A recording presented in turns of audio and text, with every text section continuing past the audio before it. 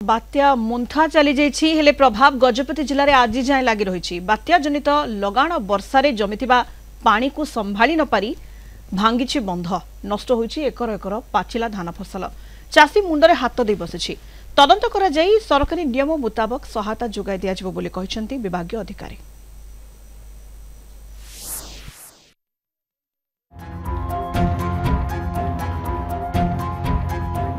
माटीरे लोटिछि सोनार फसल।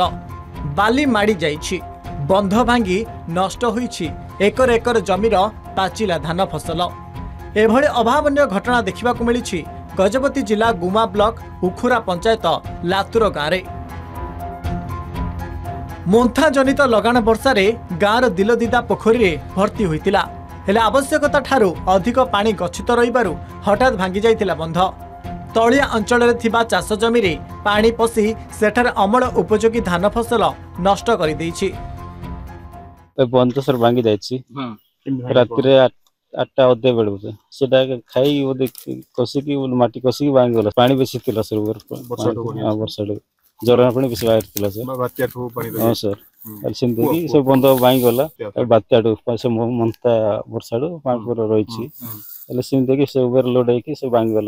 विगत दिन रे जो बात्या मंता बात्या जो थिला सेई बात्यारू पानी बेसी एइतिबा जोगु एई बंदर किछि पानी न जिबा सकासे दिगत राति समय रे 9 घंटा समय रे भुसिड़ी गला।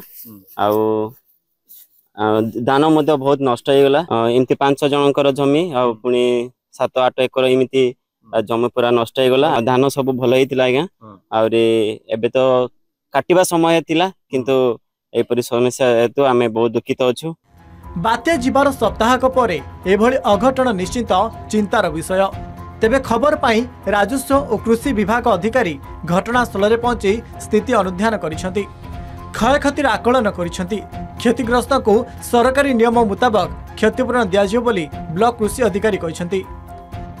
लोकल कैलामिटी हठात एटा गोटे राति रे घटी जेहेतु तेणु एटा एसडीआरएफ नॉर्म अनुसार तहसीलदार परवर्ती समय आमर जेहेतु से बीएलएमसी चेयरमैन तेणु गुमा तहसील आसला पर आमर परवर्ती निष्पत्ति नहीं आम कलेक्टर महोदय को जनइबु। 5 ରୁ 6 एकर नष्ट होइछि एवं जोटा कि आउ उद्धार करबा संभव हबनी बोधे। सरजमीन तदंतटा ठीक भाव करला परे सरकारी नियम जोटा रही से नियम अनुसार आमर कार्यटा आमे कलेक्टर को पेश करिबो। सबमिशन रिपोर्ट गजपति रूपेश कुमार साहू को रिपोर्ट कलिंग टीवी।